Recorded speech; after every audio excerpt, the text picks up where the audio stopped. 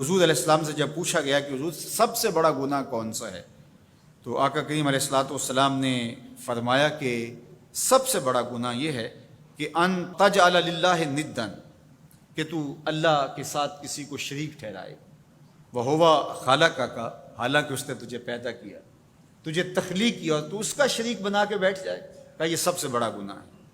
تو راوی نے عرض کی کل تو ثم ایو، حضور پھر اس کے بعد؟ تو آقا کریم نے فرمایا ثم ان تقتل ولدک خشیۃ ان یطعم معک، تو بچے کو اس لیے قتل کر دے کہ یہ کس طرح میں اس کو پال سکوں گا، بچے کو ضائع کر دینا، اس کو قتل کر دینا۔ اللہ فرماتا ہے نحن نرزقکم وایاہم، ہم تمہیں بھی رزق دیتے ہیں، ان کو بھی دیں گے۔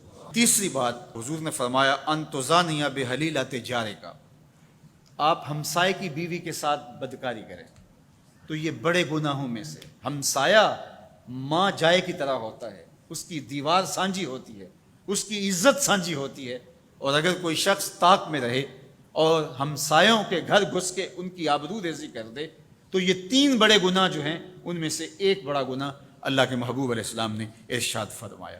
حضرت عبداللہ ابن مسعود رضی اللہ تعالی عنہ سے یہ روایت مروی ہے کہ لا احد اغیر من اللہ عز وجل، اللہ سے زیادہ کوئی غیرت مند نہیں ہے، اللہ سب سے زیادہ غیرت مند ہے، اور اس کی غیرت کا تقاضا یہ ہے وَلِذَالِكَ حَرَّمَ الْفَوَاحِشَ مَا ظَهَرَ مِنْهَا وَمَا بَطَنَ، کہ اس نے بے حیائی کو چاہے وہ پوشیدہ طور پہ کی جائے یا اعلانیہ طور پہ کی جائے، اس کو پسند نہیں کیا، اور اس نے منع کر دیا، اور لوگوں کو روک دیا، حرام قرار دے دیا، اس لیے کہ وہ خود غیرت مند ہے۔ غیرت مند مالک غیرت کا سبق دیتا ہے اپنی مخلوق کو۔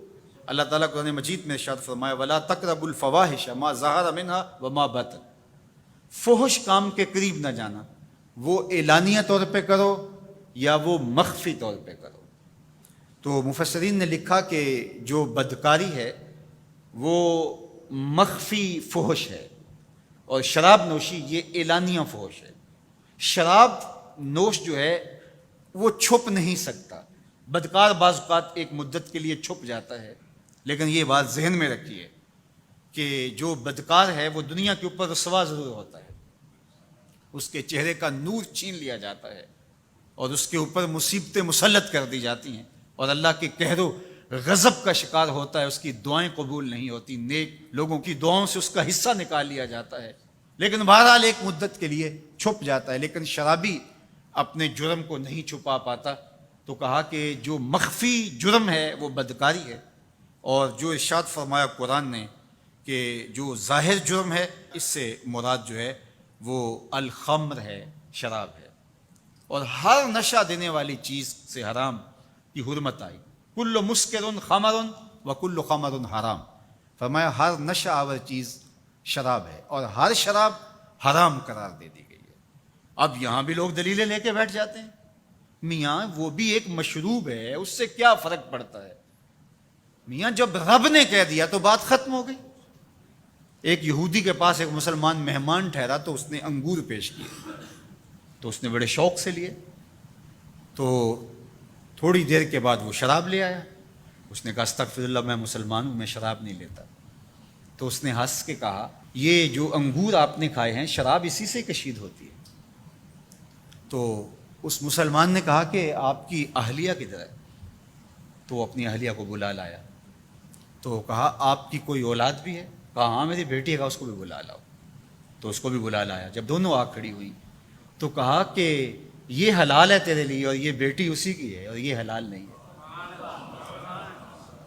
تو جب اس یہودی نے یہ بات سنی فقال اشہد ان لا الہ الا اللہ وحدہ لا شریک لہ واشہد ان محمدا عبدہ ورسولہ۔